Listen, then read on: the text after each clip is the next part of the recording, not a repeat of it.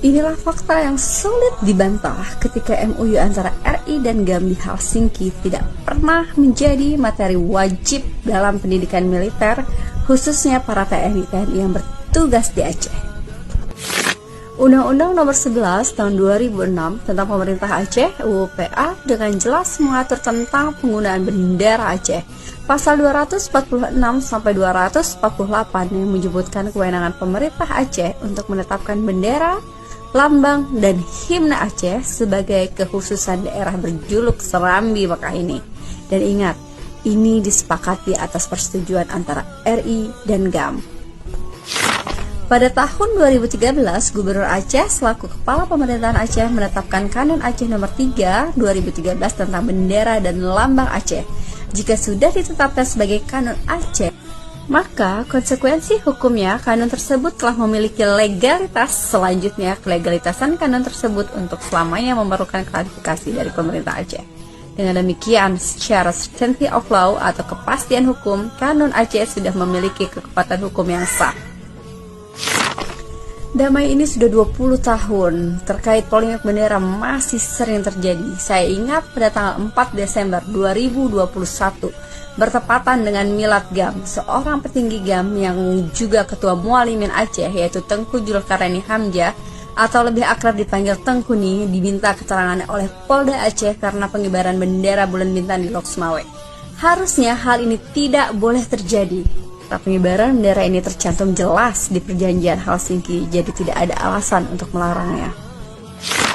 Teman-teman, perlu diingat bendera Aceh merupakan simbol identitas budaya dan sejarah Aceh, dan banyak masyarakat Aceh yang ingin menggunakan bendera tersebut sebagai ekspresi kebanggaan dan identitasnya.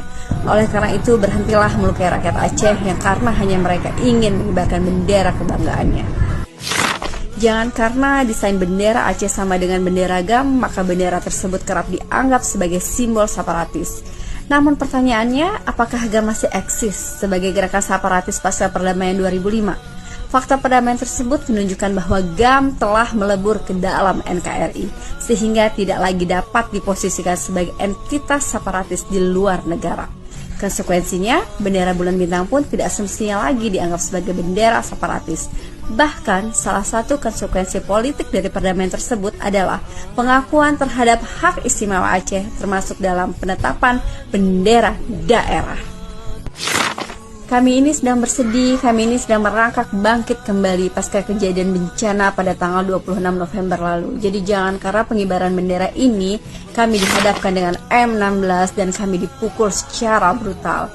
Walau bagaimanapun kami rakyat Aceh pernah berjasa pada titik hidup dan mati negara Indonesia. Bukan tujuan kami memecah belah, tapi kami sedang memperjuangkan dan memperkuat keadilan.